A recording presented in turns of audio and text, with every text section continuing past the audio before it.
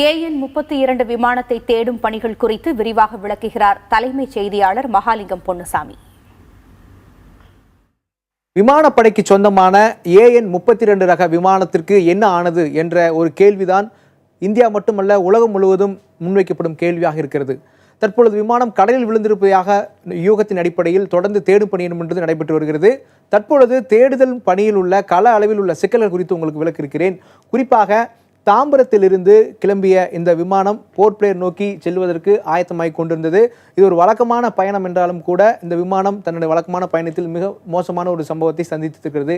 இந்த விமானம் பறந்து கொண்டிருந்த உயரத்தை எடுத்துக்கொண்டு பார்த்தால் கடல் மட்டத்திலிருந்து 23,000 அடி உயரத்தில் இந்த விமானம் பறந்து கொண்டிருந்திருக்கிறது. கடைசியாக இந்த விமானத்தினுடைய எடை 17,000 கிலோ என்று அதிகாரிகள் சொல்லியிருக்கிறார்கள். சரியாக சென்னையிலிருந்து 151 கடல் மைல் தொலைவில் பறந்து கொண்டிருக்கும் பொழுது கடலுக்குள் விழுந்திருப்பதாக அதிகாரிகள் நம்புகிறார்கள். கடலுக்குள் அதுவும் அந்த பகுதியை எடுத்து ஆராய்ந்து பார்த்த பொழுது கிட்டத்தட்ட 3,400 மீட்டர், அதாவது 3 கிலோமீட்டருக்கு கீழே ஆழமாக இருக்கிறது அந்த பகுதியில் கடல். இந்த பகுதிக்குள் தான் இந்த விமானம் விழுந்திருக்க வேண்டும் என தற்பொழுது அதிகாரிகள் யூகித்து இந்த பகுதியில் தேடும் பணியில் ஈடுபட்டு வருகிறார்கள். இந்த பகுதி கடல் பகுதி எடுத்துக்கொண்டு பார்த்தோமானால் இந்த கடல் பகுதி முழுவதும் களிமண் நிரம்பிய பகுதியாக இருப்பதாக அதிகாரிகள் சொல்லியிருக்கிறார்கள்.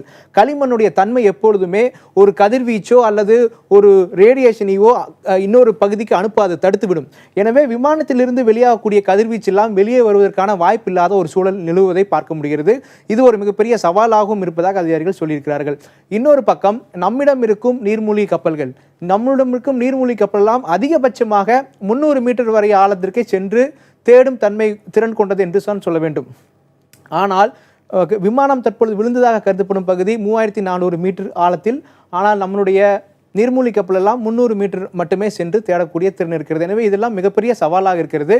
அது மட்டுமல்லாது இந்த வாட்டர் கரண்ட் என்று சொல்வார்கள், இந்த நீரினுடைய ஓட்டம் இதுவும் மிகவும் வேகமாக இருப்பதால் நீர்மூழ்கி கப்பல்கள் இந்த பகுதியில் தேடுவதே மிகவும் சிரமமாக இருப்பதாக அதிகாரிகள் சொல்லியிருக்கிறார்கள்.